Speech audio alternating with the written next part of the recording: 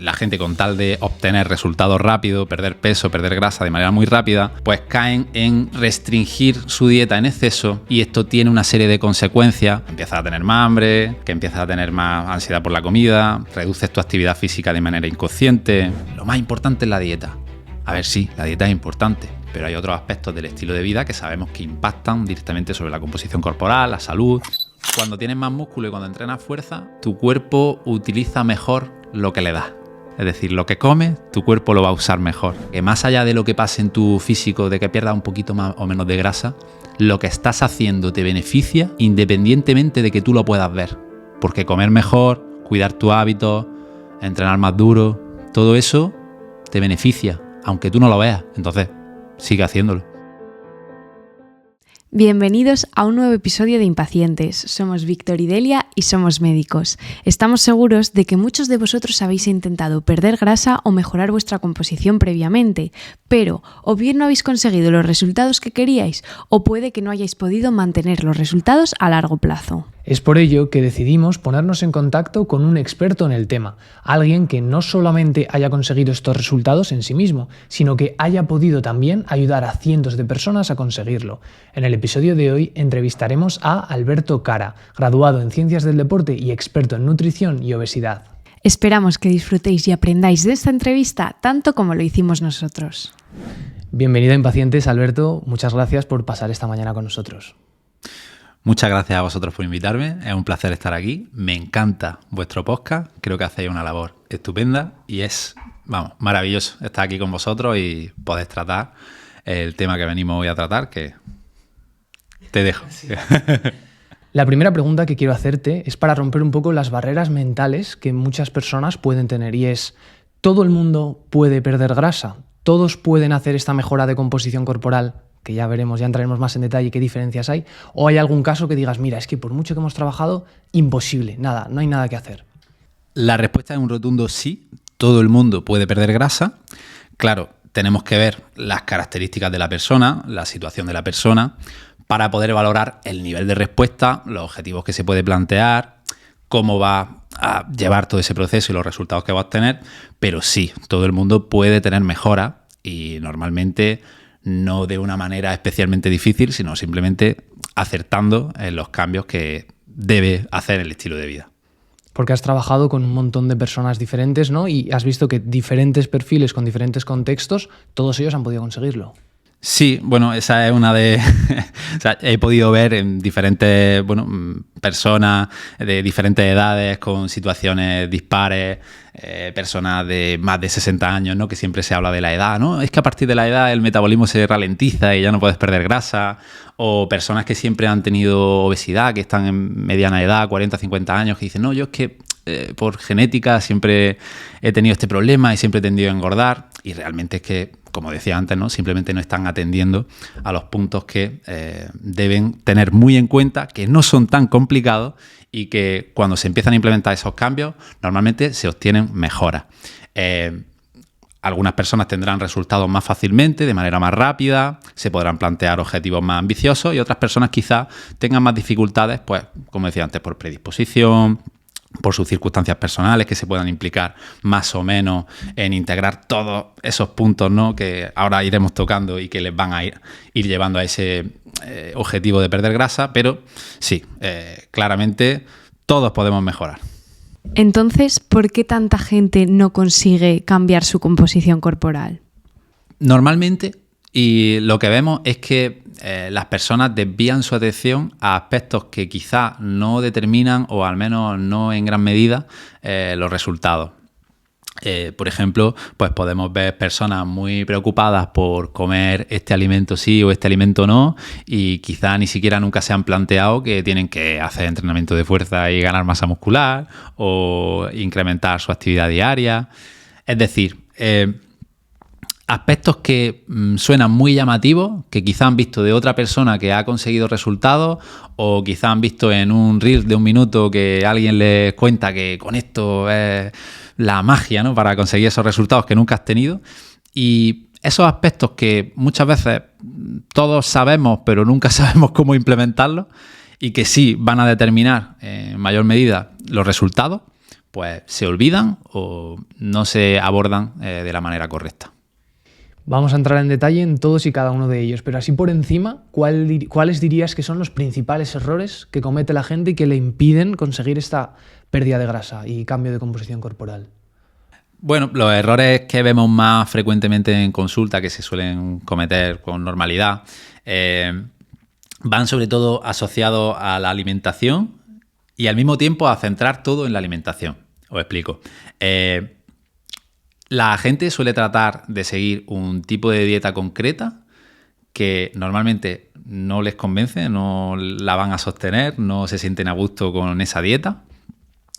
Además, esa dieta suele ser muy baja en calorías, es decir, comen muy poco, no solo en cantidad, sino también en variedad de alimentos, es decir, suelen limitar la selección de alimentos, no incluir alimentos que les gustan.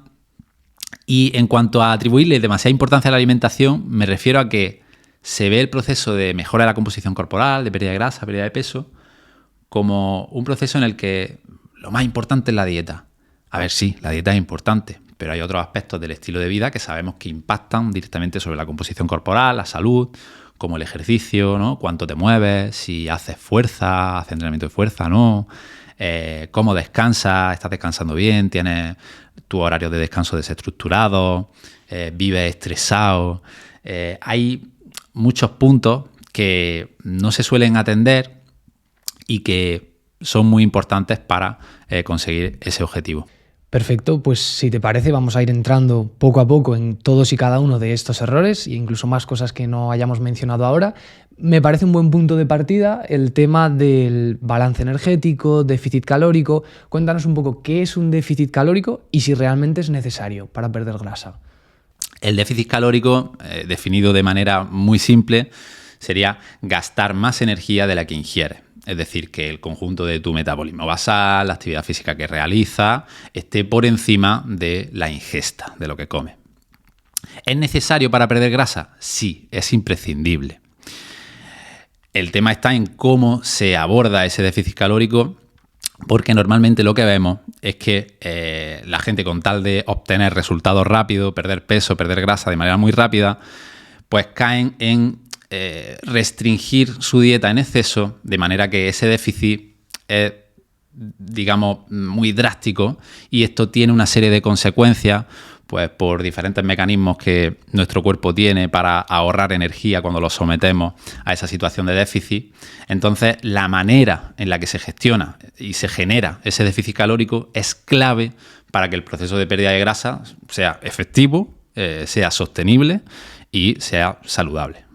Qué interesante me parece esto, porque hemos dicho que un déficit calórico es necesario. Una persona puede pensar, bueno, cuanto más grande sea ese déficit, más peso voy a perder, y estamos diciendo que principalmente eso es uno de los principales errores que la gente comete. ¿Por qué? Explícanos un poquito esto más en detalle. ¿Qué pasa en nuestro cuerpo si hacemos un déficit muy agresivo y por qué esto nos puede hacer más mal que bien? Fijaros, una ingesta calórica baja per se ya provoca una activación de mecanismos que tiene nuestro cuerpo de ahorro energético, que tiene mucho sentido a nivel evolutivo, ¿no? Lo estás privando de energía y lo que hace es, pues, activar. Yo en la consulta suelo explicarlo como que nuestro cuerpo tiene como una alarma, y esas alarmas pues son, pues, que empiezas a tener más hambre, que empiezas a tener más ansiedad por la comida, que reduces tu actividad física de manera inconsciente, que te cuesta más dormir. Claro, esto provoca que de una manera u otra la persona tienda a reducir la actividad física, aumentar la ingesta calórica, pero además de todas esas alarmas que nuestro cuerpo tiene, también se produce una ralentización, y quiero matizar esto, porque si lo decimos así, pues, bueno, se podría explicar de muchas maneras, pero bueno, para que nos entiendan, digamos que empiezas a consumir menos calorías por consecuencia de esa ingesta más baja. Es decir, comes menos, gastas menos. Sería como una adaptación metabólica, que se llama. Claro, tiene muchísimo sentido, porque tú sabes que quieres perder grasa, pero tu cuerpo está recibiendo esta misma información durante cientos o miles de años, significaba que estabas en peligro. Ahora en este contexto, ¿no?, en el que la gente pues, solemos comer más, solemos ser más sedentarios, es cuando, bueno, pues perder peso nos viene bien, pero casi toda nuestra existencia eso tenía un porqué. Es para que la gente lo entienda y no diga, ¿y por qué mi cuerpo se pone a perder grasa? ¿Qué sentido tiene? Como has explicado muy bien, tiene ese sentido evolutivo. Y hablando de cómo conseguir ese déficit calórico, ¿crees que es necesario contar calorías? Este punto es un melón que podríamos dedicar un podcast entero a él. El tema del conteo de calorías parece ser necesario en la mayoría de los casos porque la gente normalmente no es consciente de cuánto come. Es muy difícil que acertemos con la ingesta calórica si nunca hemos llevado un control de las porciones que comemos. Para empezar, porque nuestros mecanismos de hambre y saciedad están condicionados por múltiples factores, no solo por el gasto y la ingesta energética, que también influyen. Pero claro, si duermes menos, tienes más hambre. Si tienes más estrés, puedes tender a... Bueno, ahí en el tema del estrés se ve que hay personas que tienden a comer más y otras personas que tienden a comer menos. Pero bueno, el mensaje que quiero dejar es que seguramente no aciertes porque tus mecanismos de hambre y saciedad... tu sensación de hambre no va a ser suficiente para determinar con precisión cuánto tienes que comer para mantenerte en ese déficit calórico adecuado que va a provocar esa pérdida de grasa saludable y sostenible. Entonces, el conteo de calorías me parece al menos una herramienta que se puede utilizar para hacer a la persona más consciente de cuánto tiene que comer para mejorar su composición corporal. Puedes perder grasa sin contar calorías porque aciertes, porque, oye, tu situación y tienes esa facilidad para actuar con precisión. Pues sí, pero probablemente te venga bien, al menos durante un tiempo, llevar un conteo de calorías, macros, etcétera. Es un poco para hacer como un diagnóstico, ¿no?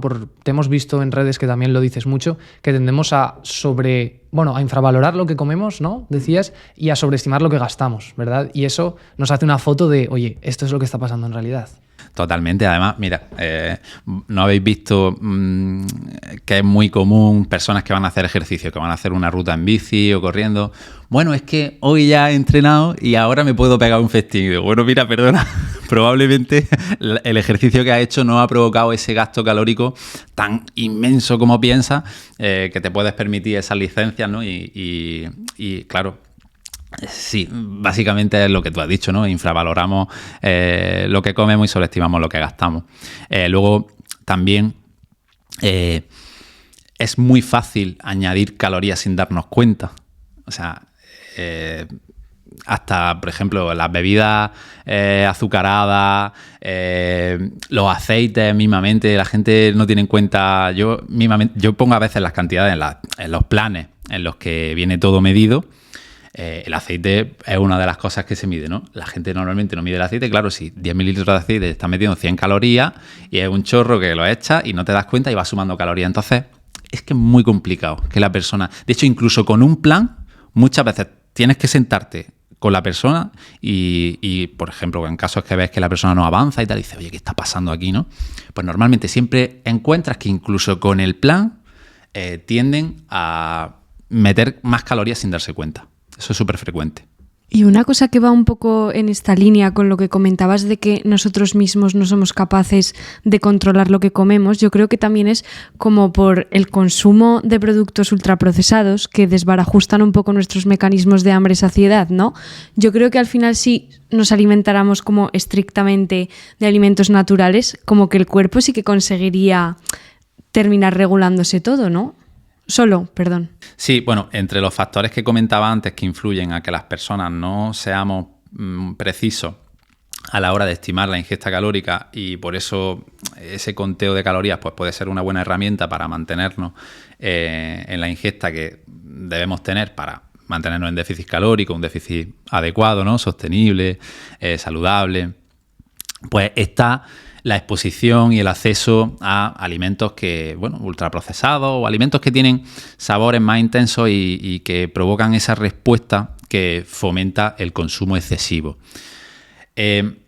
Claro, la idea de qué pasaría si basamos nuestra alimentación únicamente en alimentos más naturales, ¿no? Legumbres, verduras, frutas. Claro, estos alimentos son más saciantes y su sabor no es tan intenso, por lo tanto no vas a tender a consumir más por norma.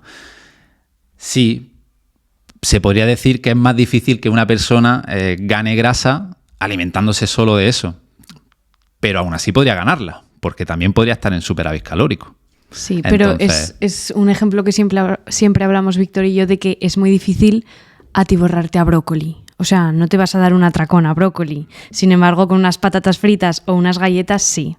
Sí, a ver, normalmente la persona que se da un atracón no va buscando nutrirse, va buscando satisfacer una emoción o quizá canalizar ansiedad. Entonces no lo haces con brócoli, lo haces con alimentos que provocan esa respuesta de placer, de calma, que normalmente va asociado a alimentos que tienen un contenido en calorías alto, bajos en nutrientes, que fomentan pues que consuman más y más y más. Eso es que nos gusta puntualizar mucho esto de la calidad de los alimentos, porque si bien hemos empezado hablando de déficit calórico, la idea que se lleva la gente es, vale, tengo que comer menos, bueno, gastar más, que hablaremos luego, pero vale, tengo que comer menos. Y lo que nosotros decimos es que, claro, si tú comes los alimentos correctos es mucho más fácil que comas menos, aunque con los alimentos correctos, si comes demasiado, también es un poco que yo creo que no los puedes separar mucho, calidad y cantidad, y por lo menos que la gente lo entienda así. Porque igual hay gente que empieza, venga, yo voy a contar calorías y voy a comer menos, pero están comiendo ultraprocesados que, ahora vamos a hablar de la saciedad, no les sacian, les entran ganas de comer más y dicen, ostras, es que no como nada y no tal. Claro, porque por ahí no es, pero también a veces se nos malinterpreta el mensaje como que no importan las calorías y que solamente tienes que comer natural. Y entonces nos ha pasado en algún otro podcast y yo quería hoy aclarar cómo vemos nosotros esta relación. Y ahora que hemos mencionado el tema de la saciedad, ¿cómo podemos modificar nuestra dieta, nuestra alimentación para favorecer esta saciedad?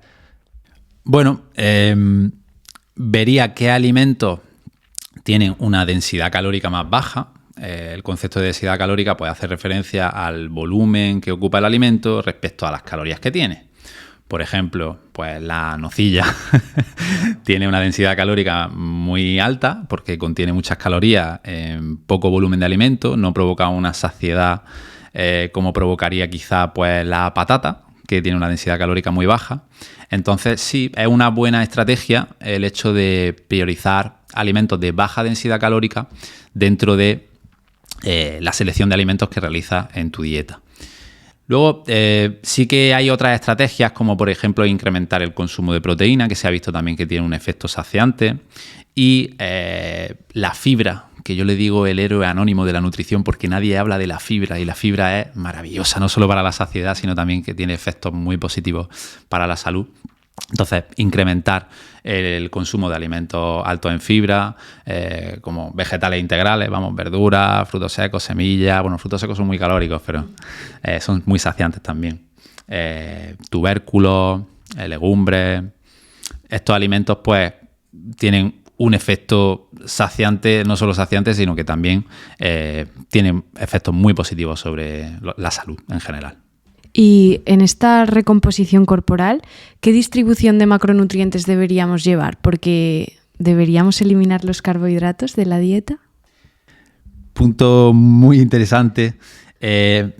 Bueno, empezamos tocando el tema de los carbohidratos porque creo que es una tendencia que se ve de manera general en la gente. O sea, hay una tendencia a eliminar los carbohidratos para perder grasa, pues basada en diferentes teorías que vamos escuchando, ¿no? Pues yo, además, no solo eso, sino que es cierto que la persona que elimina los carbohidratos de primera, pues se provoca una pérdida de peso muy rápida, pero esto la gente tiene que saber que no es pérdida de grasa, sino que es pérdida de glucógeno y agua que soltamos, ¿no?, cuando bajamos la ingesta de carbohidratos. Pero en cuanto a cuál sería la distribución correcta, yo diría que no hay una correcta para todo el mundo, sino que tienes que centrarte en, primero, cubrir tus requerimientos de nutrientes esenciales, que eso es común para todos. En el caso de los macronutrientes, pues más que proteína y grasa, aminoácidos esenciales y ácidos grasos esenciales. Y a partir de ahí no le doy tanta importancia si vamos a dar una recomendación general. Y para nada hay que eliminar los carbohidratos, porque es que carbohidratos podría ser una Coca-Cola o unas lentejas. Entonces es que cuando a la gente le dice, oye, elimina los carbohidratos, puede estar eliminando precisamente alimentos de los que hablábamos hace un momento, ¿no? Que son muy saciantes, que aportan nutrientes esenciales, que tienen efectos positivos para la salud. Así que el mensaje que dejaría sería: cubre tus requerimientos de proteína y de grasa, y el resto, en principio, dáselo a los carbohidratos y prioriza alimentos que tengan un efecto saciante, positivo para la salud, y que el conjunto de tu selección de alimentos te ayude a cubrir tus requerimientos de micronutrientes, vitaminas, minerales. Pero más allá de eso, atendería a cómo le viene bien organizar la dieta a la persona. Habrá personas que tengan un gusto, bueno, tendrán preferencia por comidas más altas en carbohidratos, menos, pero atendería ya, a partir de ahí, de cubrir lo esencial, me quedaría con la situación de la persona, con las preferencias de la persona. Vale, hemos hablado de cuánto comer, que hemos visto que es muy importante, de cómo comer, que también hemos visto que lo es, y la relación que hay entre ello. Nos tocaría tocar el tema de cuándo comer, porque algo que seguro que te preguntan mucho tus pacientes, tus clientes, es: oye, ¿tengo que hacer ayuno intermitente? ¿Cuántas comidas hago al día? ¿Qué has visto que funciona mejor o peor en tu experiencia? Bueno, lo que suelo decirles depende mucho del caso de la persona, pero algunos conceptos que deben quedar claros: el ayuno, que se ha popularizado mucho en estos últimos años, ayuda, es una herramienta para la pérdida de peso o grasa, pero no porque distribuir las comidas de esa forma a lo largo del día, ¿no? Dejando un periodo de ayuno y restringiendo las horas de ingesta, pues bueno, limitando la hora de ingesta. Eso funciona porque lo que pasa es que la persona, inconscientemente, al reducir el horario en el que come, tiende a bajar la ingesta calórica. Pero no es por el ayuno en sí. No hay un efecto superior, no se ha comprobado hasta este momento que hacer ayuno sea superior a un déficit calórico, pues, planteado de otra forma en cuanto a resultados en pérdida de grasa. Sobre el número de comidas también se escucha mucho, y tradicionalmente se ha dicho, ¿no?, que a más comidas haces, cuantas más, hacer 5 o 6, ¿no?, que eso ayuda a que el metabolismo esté activo y pierdes más grasa. Este mito, por ejemplo, en consulta nos lo encontramos muchísimo. Entonces, de hecho, a la gente le choca mucho cuando le dices: oye, Mari Carmen, que si quieres comer 3 veces al día porque te viene mejor por tu organización diaria, que sepas que no pasa nada, que lo importante es que tú, pues, te muevas en torno a esa ingesta que necesitas en función de tu situación personal para mantenerte en un déficit adecuado, y que te lo plantees según tu vida. Entonces, más allá de 3, 4, 5 comidas, no lo veo relevante. Incluso se podría perder grasa haciendo 2, aunque por otros motivos yo aconsejo tener varias comidas a lo largo del día, pero más por tema de regulación de los mecanismos de hambre y saciedad, que suelen estar alterados normalmente por el estilo de vida de la persona. Esto es una generalidad. Y ahora que estamos hablando de organizar las comidas del día, ¿crees que es importante planificar las comidas de la semana?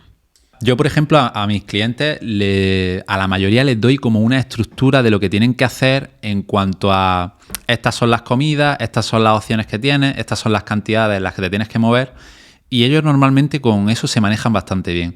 Hay otras personas que les viene mejor tener un menú estructurado de: oye, esto es lo que voy a comer el lunes, esto el martes, estas son las comidas que voy a hacer, pero la mayoría, en mi caso personal, estoy hablando de mi anécdota en consulta y trabajando con personas, pues con esa estructura de: oye, estas son las comidas que voy a hacer, estas son las cantidades de las que me tengo que mover, las opciones que tengo, y con eso la mayoría suele ir bastante bien. Que sientan un poco que ellos están distribuyendo esas comidas a lo largo de la semana, ¿no? Que no tienen que cumplir algo a rajatabla. ¿Crees que eso ayuda? Para mí ese es un punto muy importante, pero no tanto a que la persona a corto plazo haga la dieta o haga el plan lo mejor posible, que eso lo puede hacer de las dos maneras. Lo puede hacer con la estructura que nosotros le llamamos programa nutricional, ¿no? Y al otro le llamamos menú, pero bueno, esto es... con ambas estructuras puede funcionar. Lo que pasa es que la estructura en la que se deja un poco más de libertad, aparte de que la persona tiene una sensación de más flexibilidad, de no sentirse tanto a dieta, no sentirse con esa restricción que suele causar el seguir una dieta, ¿no? Pues también fomenta la autonomía, que para nosotros es un punto muy importante porque, claro, lo normal, si tú te planteas un objetivo de composición corporal, es que quieres lograrlo, pero también mantenerlo, no quieres lograrlo y luego, vale, aquí se ha acabado todo. Entonces, esa manera un poco más abierta de plantear el programa suele ayudar a que la persona luego se sepa manejar por sí misma, que es la idea. Así que sí. Y un tema interesante en esto de autonomía, normas, reglas, vamos a decir, es el tema de pues, los típicos cheat meals que se dicen o cuándo me puedo saltar la dieta, entre comillas. ¿Cómo manejas esto? Por ejemplo, yo soy una persona que funciona muy bien en mi contexto individual poniéndome reglas. Porque si no, si tiendo a improvisar con estas cosas, soy como muy caótico. Y hace tiempo ya que Delia y yo decidimos que en casa no iban a entrar ciertos alimentos ultraprocesados, que no quiere decir que luego lo típico, comida familiar el finde, nos lo podamos permitir. Ese es nuestro contexto y nuestro caso. ¿Cómo sueles ver que la gente se maneja mejor con estas cosas? Bueno, habrás visto de todo, imagino. Claro, es que ahí estamos entrando a algo tan personal. Fíjate, el ejemplo que me habéis puesto de vosotros mismos, pues es algo que yo a veces recomiendo, ¿no? Oye, intenta al menos no tener ahora estos alimentos presentes en casa porque seguramente tiendas a consumirlos menos. Aunque claro, también podríamos argumentar aquí que esa no es la solución, porque la solución es que tú decidas y tú tomes la decisión de priorizar cosas que te hacen bien, que concuerdan con tu objetivo y tal. Se podría ver de diferentes maneras. En cuanto a los cheat meals o las comidas trampas, esto es un concepto que ya no sé si vosotros pero esto viene del mundo del fitness, culturismo, y para mí, voy a ser un poco brusco con lo que voy a decir, pero es un atracón pautado. O sea, en muchas ocasiones. Se podría hacer de otra manera, se podría simplemente, oye, voy a comer algo diferente un día. Pero el problema de los cheat meal es que la gente se lo plantea de la siguiente manera. Me estoy restringiendo y necesito un momento para desinhibirme. Y está fomentando una conducta que, llevada al extremo, puede causar problemas más graves, como trastornos de la conducta alimentaria, etcétera. Entonces hay que tener mucho cuidado a la hora de pauto un cheat meal o una comida libre, porque podría hacer entrar a la persona en ese ciclo de restricción, desinhibición, que ya digo, podría conducir a problemas más graves. Entonces, ¿cuál es la manera en la que nosotros lo solemos plantear? Digo nosotros porque, la mayoría de temas, pues, todo en el equipo en el que yo estoy, que es NPV, solemos plantearlo de la misma forma. Y es que no le decimos a la persona cuándo tiene que hacer esa comida, sino que la persona elige y es coherente con lo que hace y con el resultado que obtiene. Nosotros te entregamos la pauta que te viene bien para tu objetivo, en base a tus necesidades, a tu contexto, y tú decides cuándo, por las circunstancias que sea, quieres salirte de ahí, siendo coherente con ello. Pero marcar un día no lo veo, al menos en la mayoría de casos. Y para la mayoría de objetivos. Y pensando en las personas que buscan esto como un cambio de por vida y no algo de 3 meses y luego me olvido. Me ha gustado mucho este punto y sobre todo el tener en cuenta pues el meterse en estas dietas o cambios de hábitos muchas veces puede llevar a trastornos. Y me parece muy importante que se tenga en cuenta. Yo creo que tú eres bastante experto en esto y me gusta mucho, porque a veces cuando damos recomendaciones de este tipo, nosotros siempre solemos ir con cuidados porque, claro, depende de quién lo escuche y depende de cómo se lo tome, puede generar cosas que no queremos, a las que no queremos llevar. Entonces me parecen muy importantes estas puntualizaciones y bueno, creo que podemos pasar al ejercicio. Eso es. No solo sabe de nutrición, Alberto, también sabe bastante de ejercicio y es otra pata importante que queremos tocar. Sí, para perder grasa no solo necesitamos ese déficit calórico, también tenemos que construir músculo. ¿Y por qué es tan importante el músculo en la recomposición corporal? El tema del músculo y la pérdida de grasa siempre se habla de que el músculo es un tejido metabólicamente activo, que hace que tenga un metabolismo basal mayor y por tanto consuma más calorías en reposo. En realidad, y seguro que esto vosotros lo sabéis de sobra, pero no aumenta tanto el gasto calórico con la ganancia de masa muscular, o sea, un aumento leve. Pero sí que se producen algunos cambios a nivel metabólico que a mí me gusta explicar de la siguiente forma. O sea, yo lo que suelo decirle a la gente para que se convenza un poco de lo importante que es tener masa muscular, que tienen que entrenar, etcétera, entrenar fuerza, es que cuando tienes más músculo y cuando entrenas fuerza, tu cuerpo utiliza mejor lo que le das. Es decir, lo que comes, tu cuerpo lo va a usar mejor. Entonces, sí que me parece ya no solo un punto esencial en un proceso de pérdida de grasa el tomarse en serio el entrenamiento de fuerza. No digo ir al gimnasio, digo tomarse en serio el entrenamiento, ya no solo por el objetivo de pérdida de grasa, sino por salud, etcétera. Y porque seguramente el resultado que está buscando esa persona, porque la persona que se está poniendo a perder grasa le importa el resultado estético. El resultado estético va a mejorar mucho si ganas masa muscular por el camino. Si no, seguramente ni se parezca a la expectativa que tú te habías generado. Vale, entonces el efecto de tener más músculo, es verdad que quemamos más calorías en reposo e incluso cuando estamos activos, ¿no? Mover un cuerpo que pesa más gasta más, pero quizá, como dices, se sobreestima, ¿no? El gasto que vas a hacer. Si queremos músculo hay que entrenar fuerza. Hablemos de eso. Por ejemplo, vamos a ir haciéndolo aterrizado para que la gente lo entienda. Alguien que está escuchando este podcast y dice, venga, voy a empezar a entrenar fuerza. ¿Cuántos días a la semana más o menos tiene que empezar? Depende, depende, pero bueno, se pueden observar beneficios considerables a partir de 2-3 días a la semana. Es decir, no hace falta que condiciones tu vida para pasarte la vida en el gimnasio. O sea, con 2-3 sesiones de 45 minutos o 1 hora bien enfocadas y bien planteadas y aprovechando el tiempo, ya vas a empezar a obtener muchos beneficios. Sí que es cierto que tenemos como un umbral que necesitamos sobrepasar de estímulo que conseguimos en el gimnasio, y ese umbral pues es variable según la persona. A medida que vas entrenando, quizá necesites dar un estímulo mayor. A más avanzado seas, probablemente más te tengas que implicar en el entrenamiento de fuerza para seguir obteniendo mejoras en la masa muscular. Pero bueno, esto ya habría que ver un poco el caso. Vale, vamos a centrarnos sobre todo en esta gente que está empezando a entrenar fuerza. Con un par de días, 3 bien estructurados, que es lo que vamos a hablar ahora, ya podrían conseguir resultados.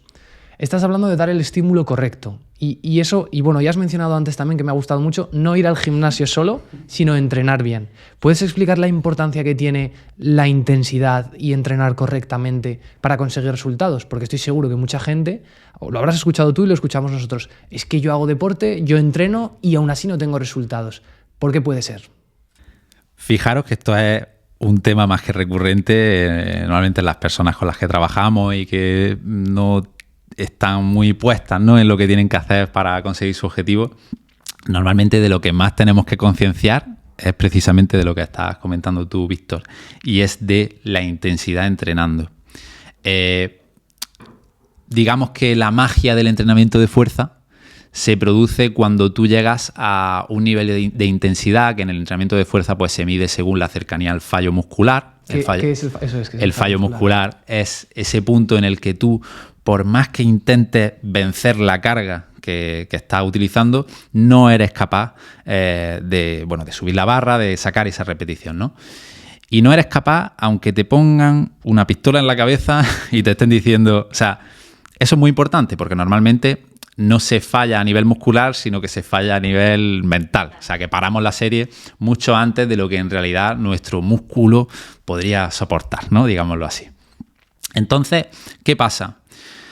Pues una persona que nunca ha ido al gimnasio, que no está acostumbrado a hacer ejercicio intenso, ya no solo gimnasio, sino en general, ¿no?, que no hace deporte o ejercicio de alta intensidad, la mete en un gimnasio. Va al gimnasio después de llevar 8 o 10 horas trabajando, ha tenido tantos problemas este día y tiene la cabeza en 1000 cosas. No va a ir al gimnasio. O sea, cuando vaya al gimnasio probablemente no destine la suficiente energía mental a apretarse lo necesario como para que se produzca esa magia, ¿no?, que del entrenamiento de fuerza, que está sobre todo en esas últimas repeticiones cerca del fallo. Vale, entonces tenemos que quedarnos suficientemente cerca del fallo, es decir, no vale... Esto va muy relacionado con el tema repeticiones, ¿no?, que nos vas a explicar ahora. Hay mucha gente que hace, yo lo he visto, ¿no?, con conocidos y tal, que entrenan y dicen 10, ya está, ¿sabes? Y paran en 10 porque 10 lo consideran bien. Claro, igual podrían haber hecho muchas más repeticiones. ¿Cómo va esto de cuánto peso me tengo que poner, cuántas repeticiones? Buenísimo. Sí, esto es un problema que plantean las rutinas que ves que pone prensa 4x10, extensiones 4x12. Nosotros, por ejemplo, no planteamos la rutina o la planificación de entrenamiento así, sino que ponemos un rango de repeticiones y le decimos a la persona la intensidad a la que tiene que trabajar. Por ejemplo, press de banca de 8 a 10 repeticiones, RIR 1. ¿Qué es el RIR? El RIR son las repeticiones en recámara. Que en recámara, pues sí, RIR 1 significa que tú haces 8 y cuando sueltas la barra dices, a ver, si me hubieran puesto una pistola en la cabeza y yo hubiera intentado aquí empujar con todas mis fuerzas, que si no me pegan un tiro, ¿cuántas más podría haber sacado? 9 como mucho. Eso sería un RIR 1, ¿no? He hecho 8, pero con mi máxima intención podría haber hecho 9. Entonces, claro, llevas a la persona a plantearse cómo está entrenando y cuántas repeticiones se está dejando en recámara. Y a partir de ahí empieza a conocerse. Lógicamente, una persona que empieza a entrenar, pues no va a ser tan precisa a la hora de acertar con la intensidad, con el RIR al que está trabajando. Pero bueno, es un proceso por el que se pasa y la gente pues va mejorando la intensidad a la que trabaja y por tanto obteniendo mejores resultados. Pero sobre todo eso, no plantear 4x10, sino poner 4x10 a 12 a esta intensidad. Muy importante remarcar el tema de la intensidad y dejar las repeticiones un poco abiertas con un rango para que, oye, si haces 10 porque ahí te has quedado a RIR 1, pues perfecto, 12, lo que sea, ¿no? Me gusta mucho la manera de enfocarlo. Y hemos hablado de repeticiones. Otra cosa que seguro que has escuchado mucho es, yo me tengo que poner un montón de peso para construir músculo. ¿Cómo va esto del peso? ¿A más peso, más músculo o no hace falta tanto? Estamos pensando en gente que está empezando, que igual la técnica no es la mejor, igual... Bueno, antes hemos hablado de que a cada ejercicio le vamos a asignar un rango de repeticiones y una intensidad. El peso no es el objetivo del entrenamiento. El objetivo del entrenamiento es lograr un estímulo en ese grupo muscular. Entonces, el peso que debemos seleccionar es el adecuado para que cuando tú haces una serie dentro de ese rango de repeticiones, te quedes en ese punto de intensidad. Pongo un ejemplo. Press de banca de 8 a 10 repeticiones, RIR 1. Si yo hago press de banca con 60 kilos, hago 9 repeticiones, pero podría haber hecho 15. No. 15, entonces 9, son 6 repeticiones en recámara aproximadamente. Me estoy quedando muy lejos del fallo, me tengo que quedar una del fallo. Pero claro, me salgo del rango de repeticiones que había planteado para este ejercicio porque es el óptimo para este ejercicio, para lo que voy buscando. Es el momento de subir el peso. Es decir, en cuanto me salgo del rango de repeticiones y necesito hacer más para llegar a esa intensidad que yo tengo marcada en ese ejercicio, ahí es el momento de decir, tengo que subir el peso. Entonces, como veis, el peso queda más bien como herramienta y no como objetivo. Claro, estamos hablando todo el rato de las repeticiones, ¿no?, que tú pautas y en relación a eso un poco te marca el peso. Pero claro, gente que, por ejemplo, bueno, pues que no trabaje contigo, que esté viendo este podcast y quiera un poco guiarse cuántas repeticiones tiene que hacer, porque seguro que ha oído el 8-12. Tienen que ser todos los ejercicios en ese rango y si ya puedes un poco meter qué ejercicios priorizar también y todo eso, para que la gente pueda salir de aquí con una idea bastante clara. El rango de repeticiones va a depender de las características del ejercicio. Hay teorías de todo tipo y la evidencia en el entrenamiento, bueno, pues no es tan concluyente. Pero digamos que para lograr hipertrofia, ganancia de masa muscular, podemos movernos en un rango de repeticiones muy amplio. Normalmente pues, se estima de 5 a 20, 5 a 25 repeticiones, etc. ¿Y de qué va a depender que nos movamos, por ejemplo, en un rango de 5 a 8 repeticiones o de 15 a 20? Como decía, de las características del ejercicio. ¿A qué ejercicios les vamos a asignar un rango de repeticiones más bajo? A aquellos que involucran más articulaciones multiarticulares, por ejemplo, una sentadilla, que provocan una fatiga a nivel general mayor, la sentadilla, que, digamos, tienen otros puntos que nos van a limitar en la serie, que no es el músculo en sí. Por ejemplo, imagínate que haces una sentadilla libre a 20 repeticiones. Habrá personas que a nivel cardiorrespiratorio su limitante esté ahí, ¿no? Y no tanto en los cuádriceps o en el glúteo, que es lo que quiere estimular. Entonces, en este tipo de ejercicios, ¿no?, como decía, más articulaciones, más grupos musculares que tienen otros limitantes, quizás sea más interesante movernos en rangos más bajos. ¿A qué ejercicios les vamos a asignar rangos más altos? Pues un poco lo contrario, ¿no? Ejercicios monoarticulares, por ejemplo, unas elevaciones laterales o un curl de bíceps. Ejercicios que, que quizá con rango de repeticiones más bajo tendríamos que usar cargas más altas, ¿no? Porque si tú bajas las repeticiones que haces, entonces necesitas más peso para moverte en esa intensidad que hemos hablado que es necesaria para provocar hipertrofia. Pero quizá un curl de bíceps a 4 repeticiones, pues tengas que usar una carga que podría ser comprometido a nivel articular. No digo que tenga por qué serlo, porque al final con adaptación pues no tiene por qué darse la lesión, pero quizás sería más interesante pues no trabajarlo de 4 a 6, sino de 10 a 12, aunque ya os digo, hay matices para todo en este tema, ¿eh? Pero de manera general, ese sería el concepto. Vale, genial. Esto muchas veces nos pasa en los podcasts que cuando no hay una respuesta clara parece que nos sabe mal decirlo, pero eso me parece que es información muy útil para la gente de que muchas cosas les van a valer, ¿no? No, pero igual, o sea, de este tema de las repeticiones, sí que creo que pueden guiarse con rangos más bajos, ejercicios multiarticulares que provocan más fatiga, etcétera, y al contrario, ¿vale? Rangos más altos, ejercicios monoarticulares que involucran quizá menos grupos musculares, claro, y que son menos tendentes a la fatiga. Ese sería el resumen de... Y me gustaría también decir qué tipo de ejercicio priorizamos en nuestro entrenamiento o cómo lo estructuramos, porque claro, no es lo mismo un ejercicio multiarticular que monoarticular, claro. Ponemos un día de pierna, por ejemplo. Vamos a poner un ejemplo, cómo lo estructuras así, ¿vale? Por encima, hago estos ejercicios, a estas repeticiones, así la gente asocia ya de forma práctica todo esto que hemos dicho. Bueno, digamos que, o sea, podemos hacer la división del entrenamiento tanto por patrones de movimiento como por grupos musculares, ¿vale? Patrones de movimiento, pues sentadilla, bisagras de cadera, empujes horizontales, ¿no? Press, empujes verticales, grupos musculares, pues pectoral, cuádriceps, isquiotibiales, glúteos, etcétera.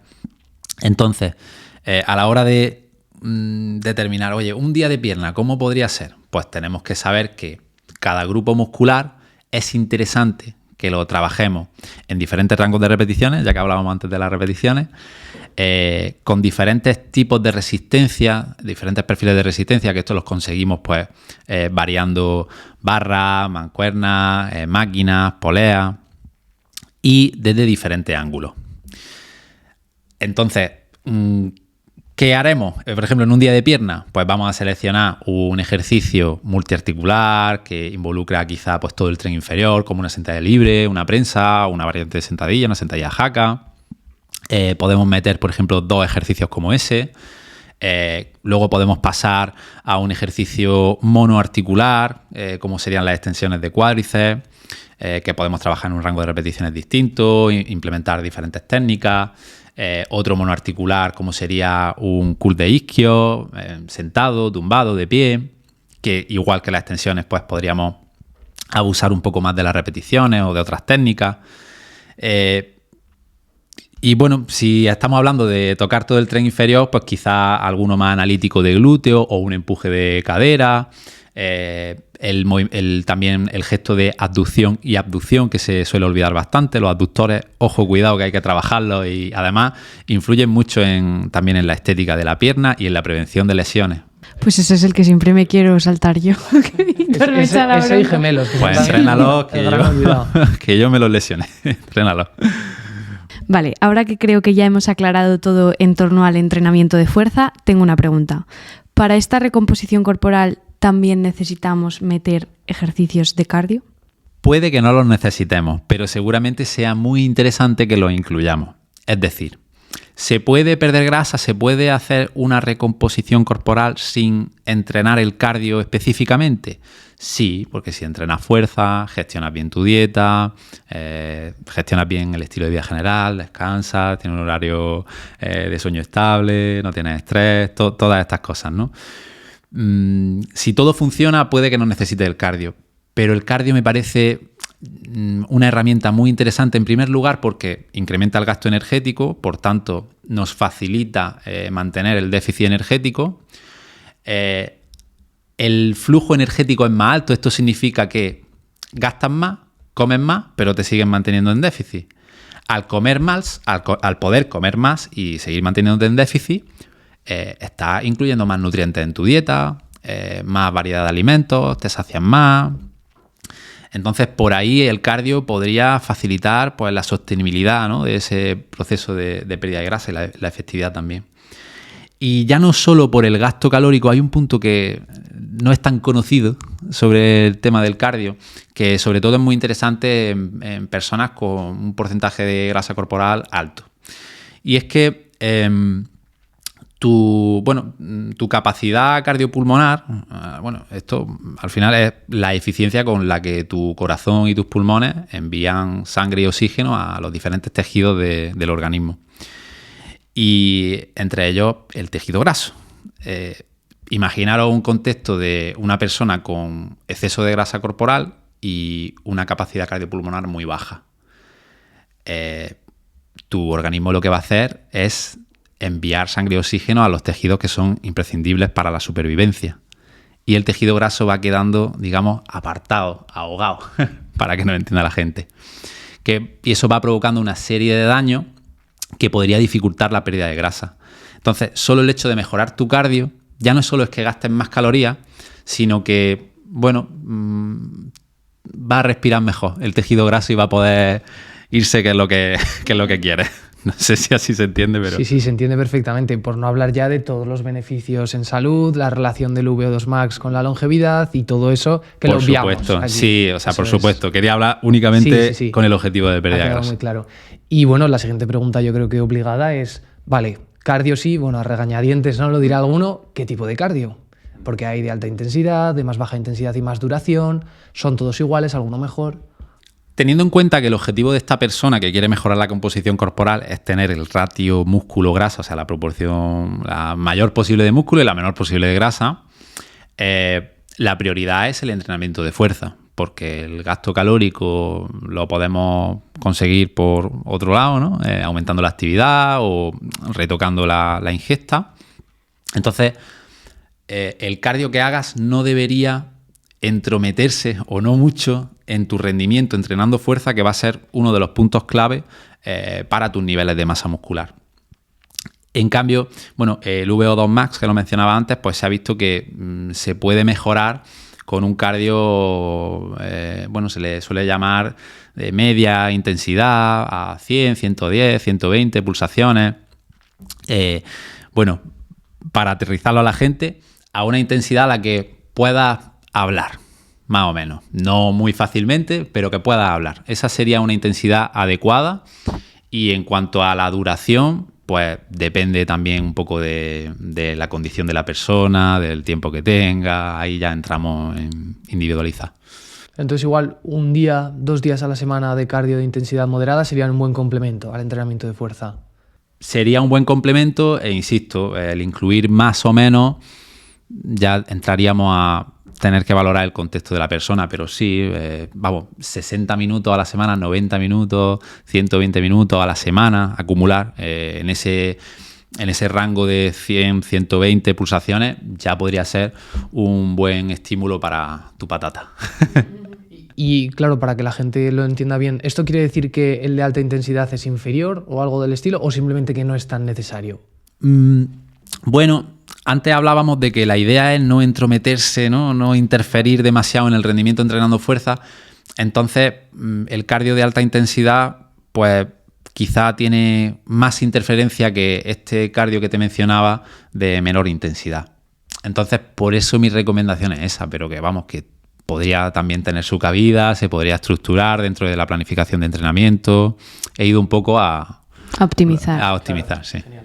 Y algo que seguro que dentro de este tema te preguntan mucho es, ¿el cardio es mejor hacerlo en ayunas? ¿Va a quemar más grasa en ayunas? Bueno, si bien el ejercicio en ayunas podría tener diferentes beneficios a nivel de salud, lo que se ha visto cuando se pone a prueba de realizar el ejercicio a otra hora del día, pues es que no hay diferencias significativas. Entonces, mi recomendación para la gente no sería, oye, ponte a hacer el cardio en ayunas sí o sí, porque la diferencia en cuanto a pérdida de grasa va a ser algo sustancial y merece la pena que te organices tu día y que modifiques tu organización diaria para implementar el ejercicio en ayunas. Yo diría que lo ajustaría más en función de cómo le venga a la persona. Me centraría en poder hacerlo, en implementarlo en mi rutina en el momento que mejor me venga a mí, que lo pueda hacer con gusto y bien y con tiempo, y no tanto esforzarme o cambiar mi vida para, por narices, tener que hacerlo en ayunas porque es mejor, porque cuando lo pones a prueba, pues parece que el balance energético es lo que manda, ¿no?, en los resultados a nivel de pérdida de grasa. Un punto súper interesante que has mencionado antes es el del flujo energético, porque nosotros cuando pensamos en ese déficit calórico siempre pensamos en bajar y bajar, pero también puedes aumentar el gasto, lo que te permite comer más, que lo has explicado perfecto. Claro, nosotros para aumentar ese gasto, una parte es el ejercicio, pero hay otra gran parte que es la actividad física, ¿no? Cuéntanos qué importancia tiene y cómo puede la gente aumentar su actividad física en el día a día. Pues mira, es tan importante, Víctor, que diría que junto a lo que hemos comentado antes del acceso a alimentos ultraprocesados, muy palatables y tal, está en el top de motivos por los que cada vez tenemos una población más obesa. Esa actividad que no pautamos, se le llama NEAT, ¿no? Tiene un papel fundamental en la pérdida de grasa en cuanto a que tiene un papel fundamental en el gasto calórico diario. Y por tanto, si por ejemplo yo que vivo en Jaén, pues tengo muchos clientes que trabajan en el campo y tienen una actividad física tremenda, hasta el punto que, os cuento una anécdota, yo tuve un chico que llegó a un porcentaje de grasa súper bajo con una ingesta de 4.500 calorías. Que eso es, es una cantidad con la que, nosotros seguramente que trabajamos la mayor parte del tiempo sentados, pues ganaríamos grasa además sustancialmente, ¿no? Entonces, fijaros, ¿no?, qué importante es esto y qué importante es tenerlo en cuenta para, al menos dentro de nuestra situación, tratar de hacer los ajustes que podamos en nuestra rutina diaria para optar por movernos lo máximo posible. Pues cualquier desplazamiento que puedas cambiar, de hacerlo en coche andando o en bici, o cualquier modificación en tu rutina diaria que te lleve a aumentar la actividad, genial. Oye, que si por tu trabajo un camarero también se mueve mucho, no sé, podríamos poner 1000 ejemplos, pues ya lo tienes, bendito sea. Yo, de hecho, cuando me viene a la consulta una persona que me cuenta, mi trabajo es activo y quiere perder grasa, digo, pues ya tenemos muchísimo ganado. A mí me encanta este concepto porque mucha gente te dice, es que he empezado a ir al gimnasio, pero es que no estoy perdiendo nada. Pero claro, al final dices, es que una hora de gimnasio no compensa tu sedentarismo de todo el día. O sea, ya puedes estar en el gimnasio lo intenso que estés, que si el resto del día estás sentado, es muy difícil al final conseguir esta pérdida de grasa.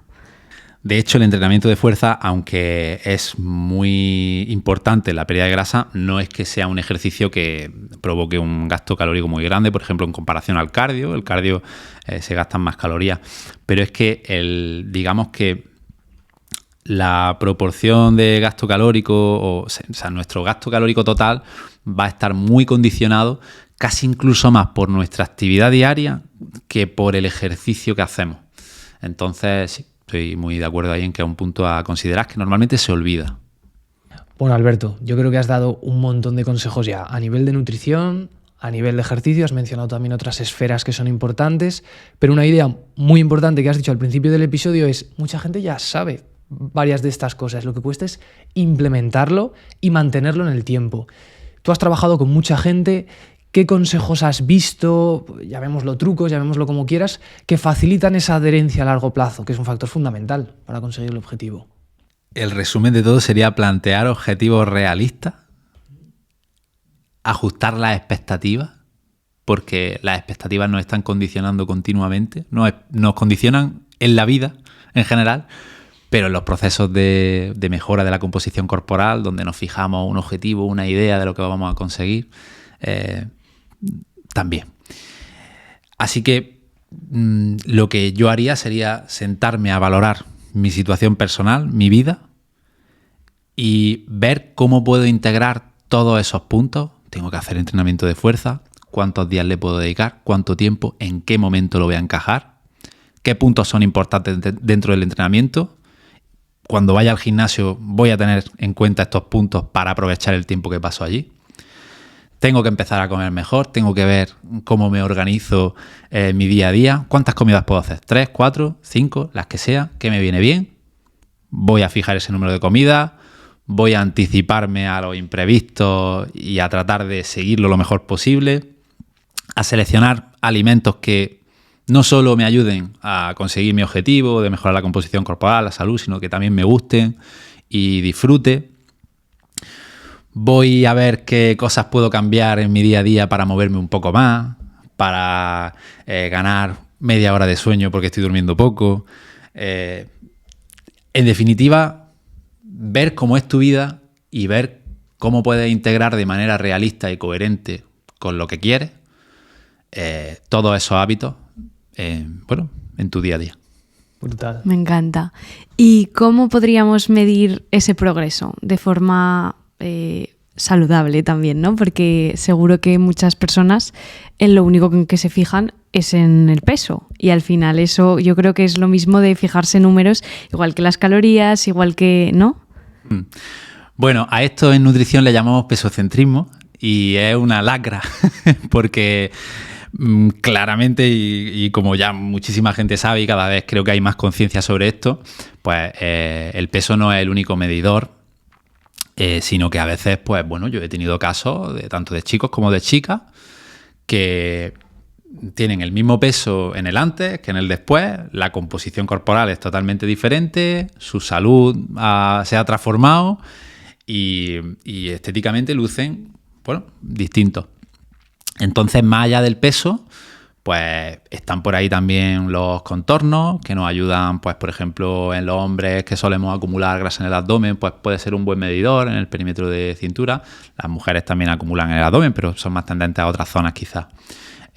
Los pliegues cutáneos, las fotos, las propias sensaciones, cómo te queda la ropa, cómo te sientes en general en el día a día, a nivel de vitalidad, de energía, tus digestiones, cómo duermes, incluso el estado de ánimo. O sea, nosotros intentamos hacer ver que no es solo una cuestión de números, de peso, de me mide la cintura 2 centímetros menos, sino que, oye, las mediciones están bien y hay que tenerlas. Yo las tomo en todas mis consultas o en las revisiones que hago de manera online, pues pido que me las manden.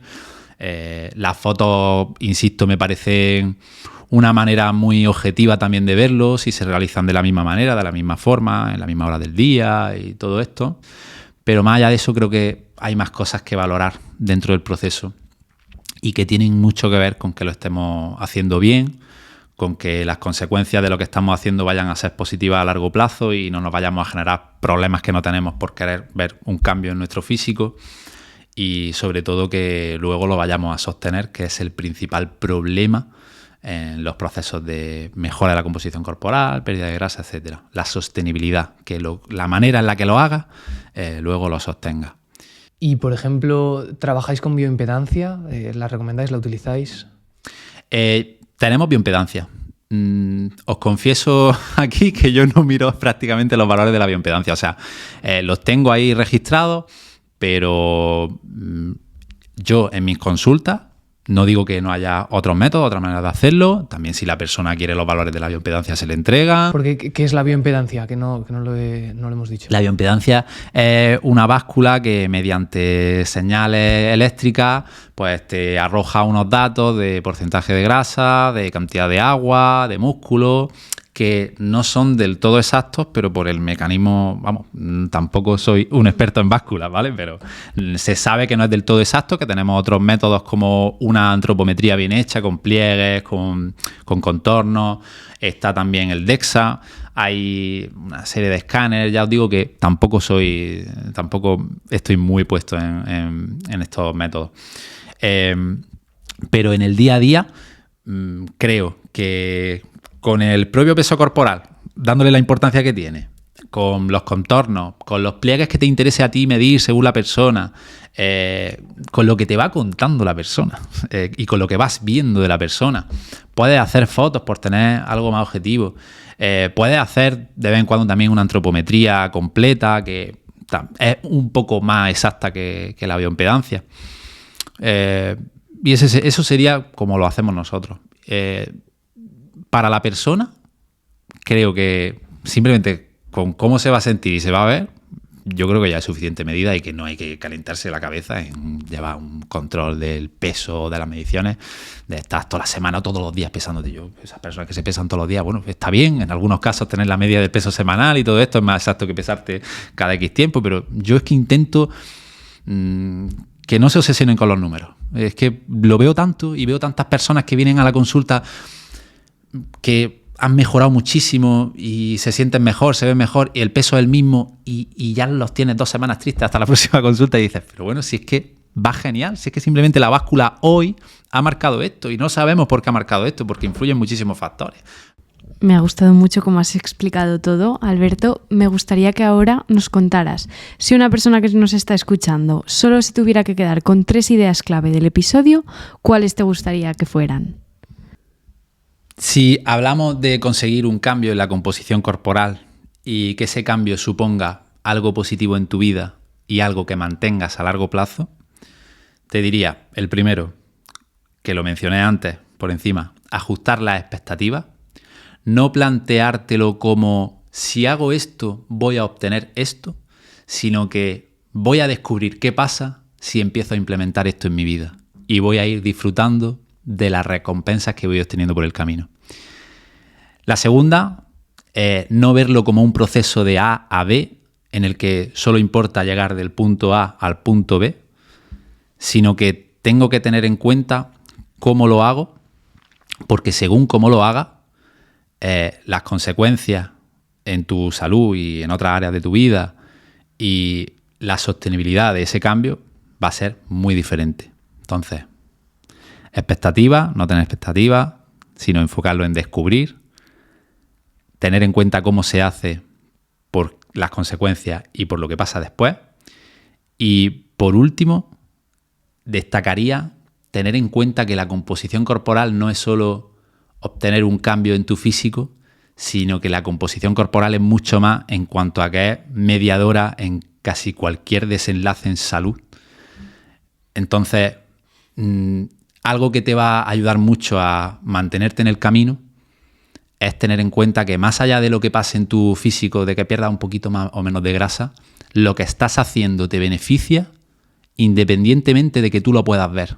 Porque comer mejor, cuidar tus hábitos, entrenar más duro, todo eso te beneficia, aunque tú no lo veas. Entonces, sigue haciéndolo. Y creo que esos serían los 3 puntos. Me encanta. Me ha encantado. Cómo hemos acabado el episodio. Súper bien. Y muy acorde con este podcast y con lo que queremos transmitir. Guay. Muchas gracias por haber pasado este rato con nosotros. A vosotros. Muchas. Dejaremos enlaces para que la gente pueda acceder a tu página web, a tu divulgación y vean un montón de casos de éxito que nosotros nos hemos mareado, ¿verdad? De tantos que hemos visto. Eso denota que sabes de lo que hablas y lo pueden implementar tus clientes, ¿verdad? Muchos años y muchas horas de trabajo. muchas horas.